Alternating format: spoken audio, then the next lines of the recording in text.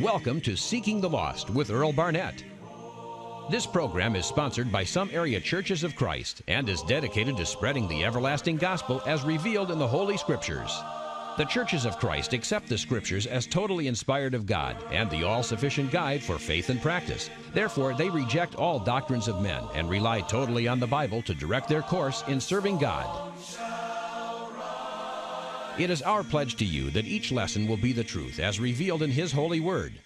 Mr. Barnett carefully prepares the graphics so you can clearly see the book, chapter, and verse of each lesson taught. We urge you to either copy the scriptures used or record this program for further study. If you have any questions or comments, or if you need prayer, the Seeking the Lost ministry can be reached toll-free at 1-800-390-7734. It is our prayer that Seeking the Lost will be an important source of information about God's Word and will help you more perfectly worship Him. And now, here is Mr. Barnett. Hello, ladies and gentlemen. Thank you for tuning in to the Seeking the Lost broadcast.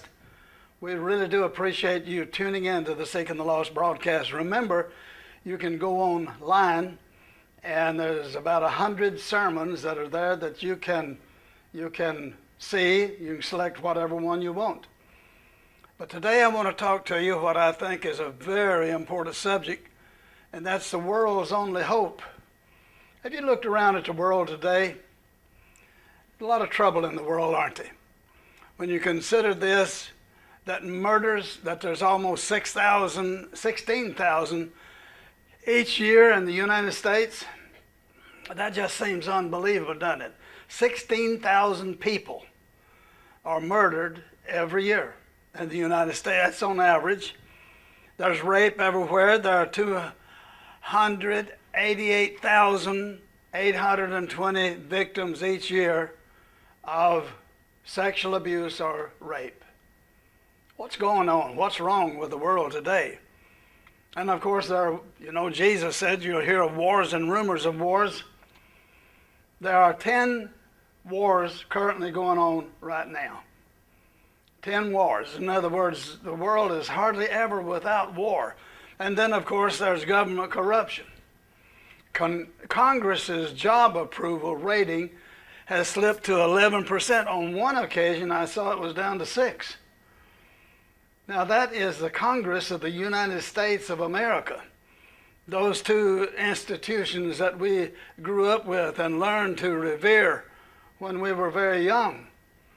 The Congress of the United States, the Supreme Court, the President. And we think of these things, and many people think that they are corrupt. Congress' job approval rating slips to 11%. Now then, racism, race relations are getting worse. You know, I was reared by a man that was so far ahead of his times. He perhaps had some racial views in his mind that were not consistent. But he accepted the black person that he worked, many of them in the coal mine. He accepted them as equals. And that's what he taught me. But today, there's a lot of racism in the world today. And it seems to be growing worse. What's going on with our world? And then, of course, illegal drugs. 2014, more than 47,000 people were killed by an overdose, either by illegal drugs or by prescription drugs. What is going on in our world today? And do we have hope to change that? Do we have hope to live in a better world? And incidentally, we live in a better world than most people across the world. There are a lot of people that they woke up this morning and their children are hungry and crying for food and they have nothing to give them. There are people that have awakened and heard their children cry in terror because they see somebody shot. They hear the chatter of machine gun fire, the explosion of bombs. Here in the United States, we live in relative peace, even though that the terrorists have struck from time to time. But God has given us this land, don't you think? And we're blessed beyond measure. Well, let's think about it. The number of Americans who say they are absolutely certain that God exists has dropped sharply from 71% in 2007 to 63% in 2014. What is that? Absolutely certain God exists. Are you absolutely certain that God exists? Well, I am. And faith comes by hearing, and hearing by the Word of God. But I think that I would be, if I didn't have the Bible, I think that I would be like the Native Americans and know there is a Great Spirit. And they believed in the Great Spirit. And they would pray to the Great Spirit. They'd pay homage to the Great Spirit. They'd never seen a Bible. So we have two great books that convinces us absolutely certain that there's a God. And that great book, the main one, of course, are the Scriptures themselves. But then there's the book of nature. No one can look at the book of nature and even come close to disbelieving. Think about it. New research on the millennials. You hear a lot about the millennials. You remember the year 2000, in which, the turn not of the century, not of just the new year, but it was the turn of the millennium, the 1,000 year. And there were those preachers running around teaching lies and saying there's going to be a great calamity. Well, Bible readers knew that wasn't going to happen. But the number of Americans who say they're absolutely certain has dropped. New research on the millennials, those between the ages of 18 and 29, show a 20% decline from those who were raised Christian and now no longer consider themselves as such. What about that? What about that decline? A 20% decline. Those who were raised Christians and now no longer consider themselves to be such. I think we're in trouble, don't you? Christianity is the world's largest religion with over 2.4 billion followers, and that's 35% of the global population. Well, what is a Christian? And how do they name these people Christians? Of course, we know that there's so many different beliefs and there's so many different denominations in the world today that you hardly know. But in order to get these stats, they count a person a Christian who believes that Jesus is the Son of God and the Savior of humanity, whose coming as the Messiah, that is the Christ, was prophesied in the Old Testament. And so there are 2.4 billion people in the world today that believe that. It's the largest religion. However, we need to think about that Islam is the fastest growing religion in the world. It's growing much faster than Christianity and is expected to outstrip Christianity by the end of the century. Just think about that. The number of Muslims will grow more than twice as fast as the world's population from now until 2050. And that comes from the Pew Research Center. And they usually are very accurate in their polling. But think about that. The fastest growing. Why is Christianity not the fastest growing? Are we in trouble today? Why is Christianity superior to all religions? Christianity is God's only choice for religion. His only choice. Many people disagree with that. But I want you to look at this. And he said unto them, go into all the world. In other words, he expects his religion to be everywhere and preach the gospel to every creature. Don't call any of them, because he wants everybody to be Christians. That is the truth if there ever was spoken. Why is Christianity superior? Well, did you know that Christianity would cure hunger? Just think about it. If we had Christianity all over the world, everybody practiced Christianity, then they would look at James 1:27 and say, pure and undefiled religion before God and the Father is this: I'll build a bigger church building. build huge steeples, make them ornate, do all of those. No, he said that's not it. Is this to visit the orphans and the widows in their trouble and to keep oneself unspotted from the world? Christianity is superior to all religions because it would cure world hunger. Oftentimes we see these pitiable little children that are starving. Christianity wouldn't let that happen. If there were Christians, total domination of Christianity, and that it wouldn't happen because they'd share their food and they would look after the poor. They'd look after the fatherless. Christianity is superior because it would cure world hunger. Isn't that something? Christianity would stop violence. You've heard it said, you shall love your neighbor and hate your enemy. But I say to you, love your enemies. Bless those who curse you. Do good to those who hate you. And pray for those who spitefully use you and persecute you. What other religion in the world except Christianity teaches to love your enemies? Other religions teach you to kill them, to kill your enemies outright, destroy them from the face of the earth. But if the whole world was Christians, it would stop violence. Christianity would stop domestic violence. You know, there's a lot of times that we read in the paper where that a woman has been abused by her husband or some other person. And the scriptures say, husband, love your wives. They don't walk 10 yards behind you either. Husband, love your wives. Just as Christ also loved the church. Well, how much did he love the church? He gave himself for her. Think about that.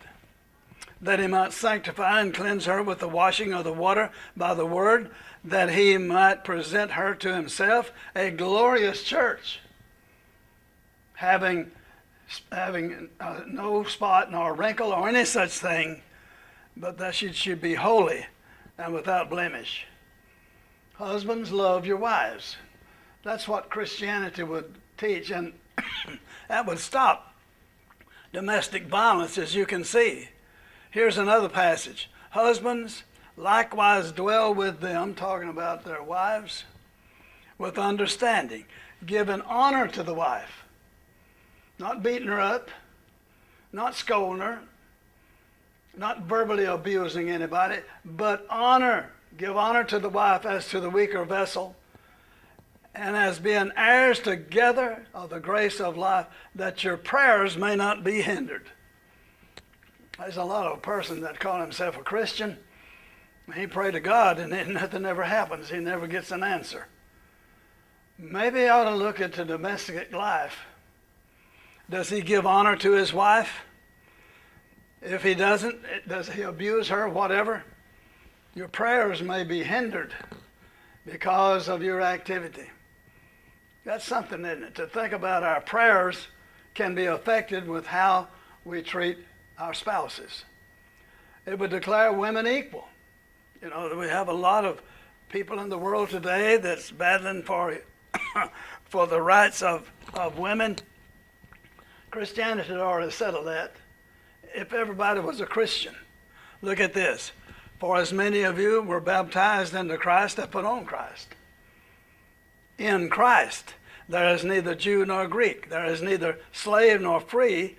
There is neither male nor female. For you are all one in Christ. In other words, there's no difference.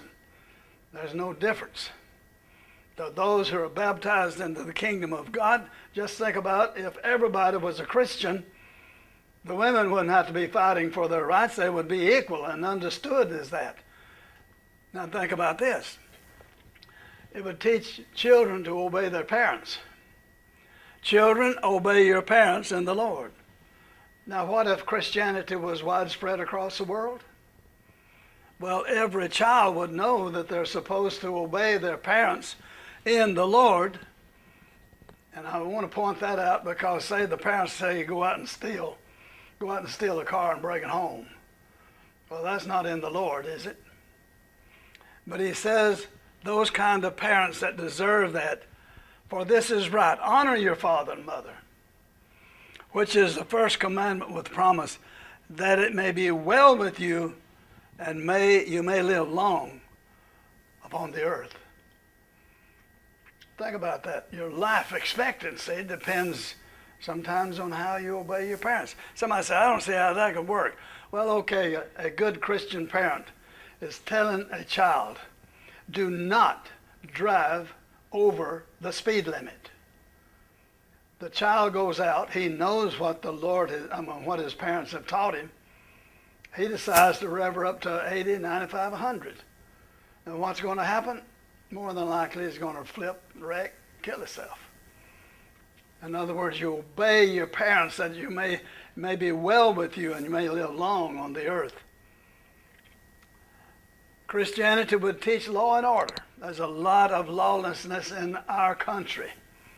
Therefore, I exhort first of all, that supplication, prayers, and intercession, and giving of thanks be made for all men. Well, who you include in that?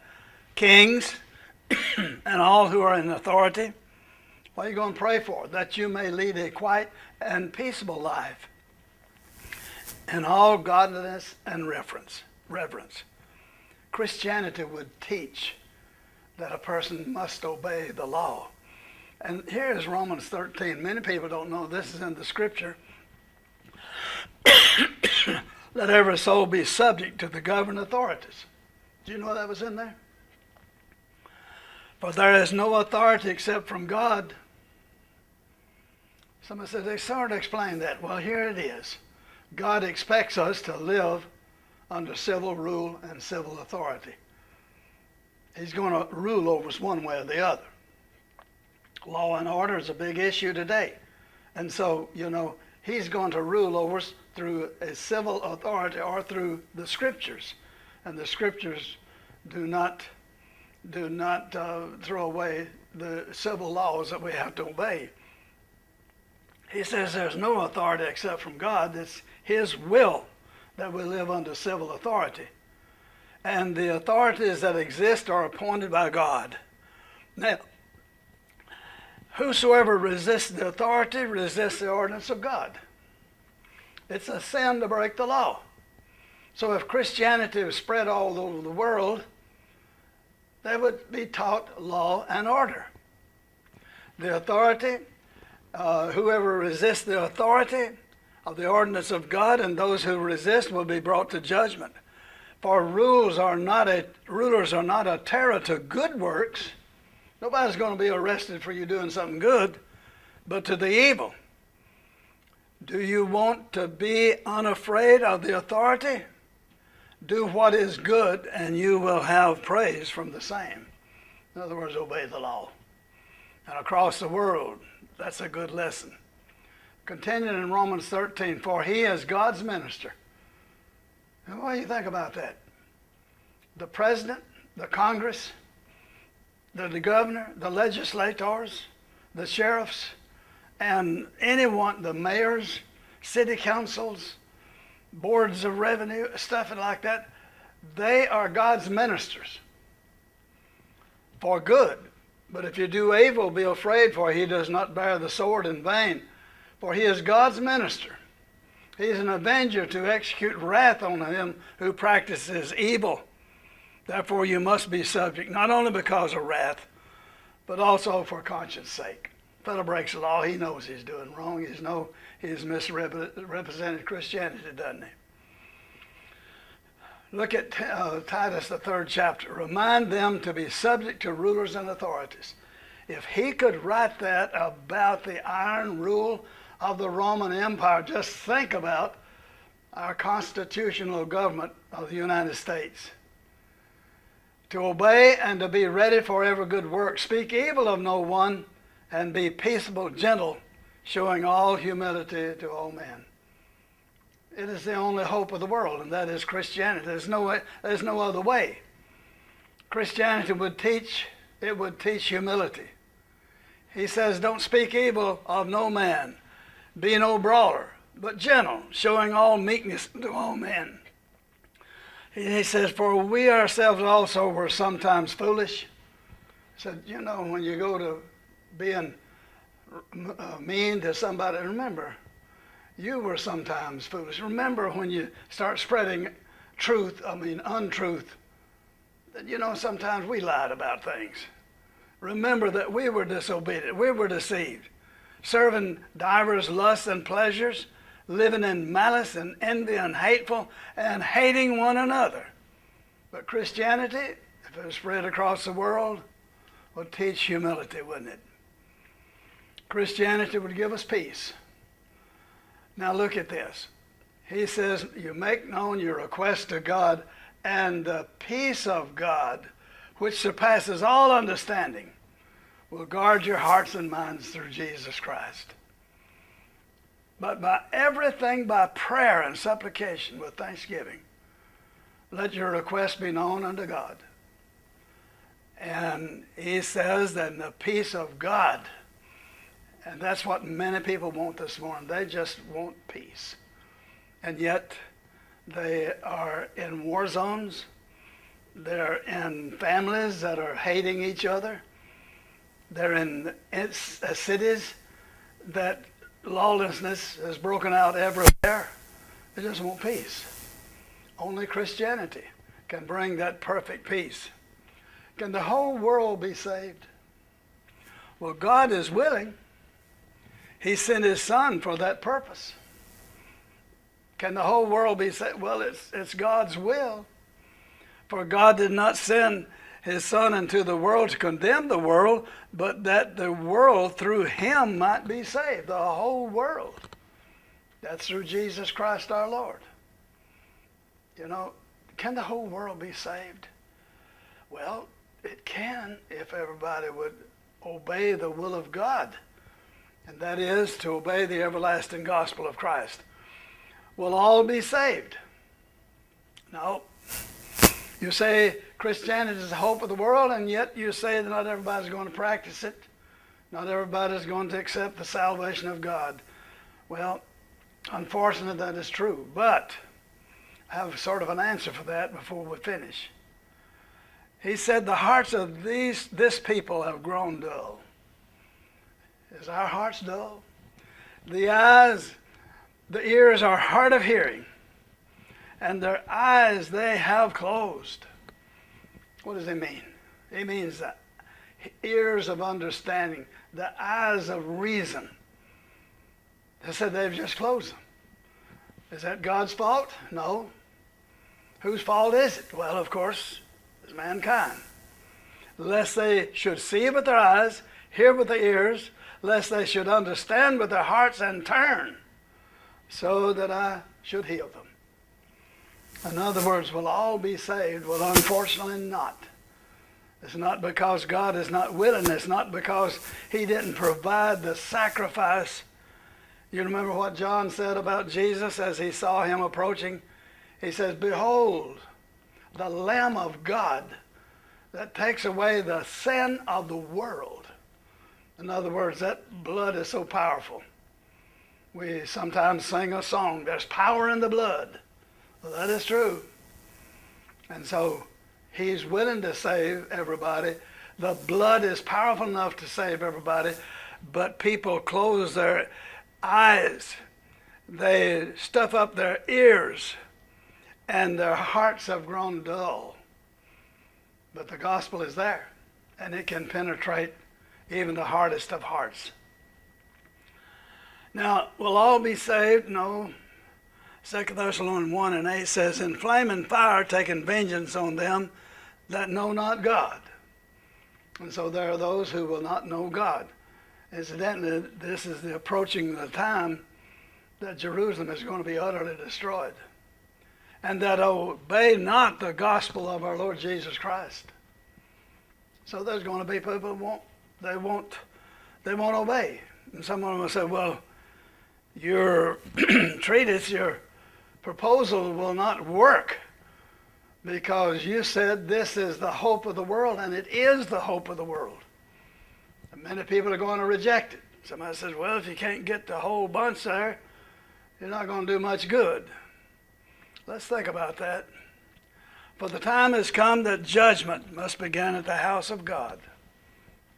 What's that judgment? The Roman legions are going to surround Jerusalem, and they're going to besiege that until it falls. Time has come that judgment must begin, and if it begins with us first, what will be the end of those who do not obey the gospel of God? Do you know what that is? Do you know how to obey the gospel of God? Well, it's found in the scriptures. I challenge you to read the book of Acts and ask yourself, what did those people do to be saved? I think you'll come to the right conclusion if you do that. Will all be saved? Unfortunately, not. The conversion of the world, though, is not hopeless, is it? It must be possible because, you know, he talked about the little things, the things that we could do. Another parable he spoke to them, he said, the kingdom of heaven is like leaven, which a woman took and hid in 3 measures of meal till it was all leavened. What about this? What's the lesson about leaven? Well, it may be small beginnings for Christianity to take hold in the world, but it has that leaven, it has that power to change the surrounding. Remember, he said a little leaven and leaveneth the whole lump.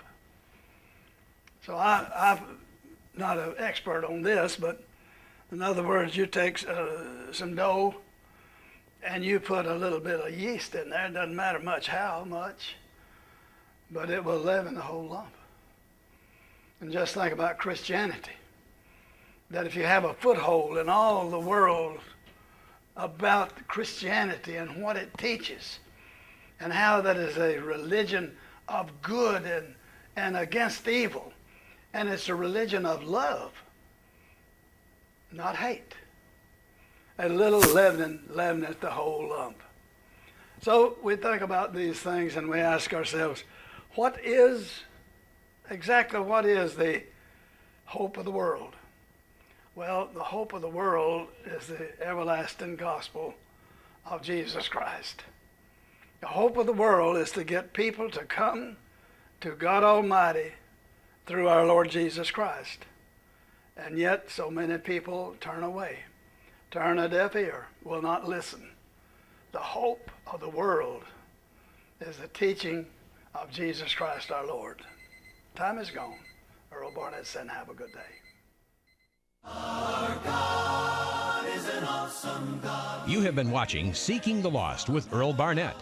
If you need prayer or have comments or questions, feel free to call the Seeking the Lost Ministry at 1-800-390-7734. That's toll free, 1-800-390-7734. Seeking the Lost is sponsored each week by some area churches of Christ.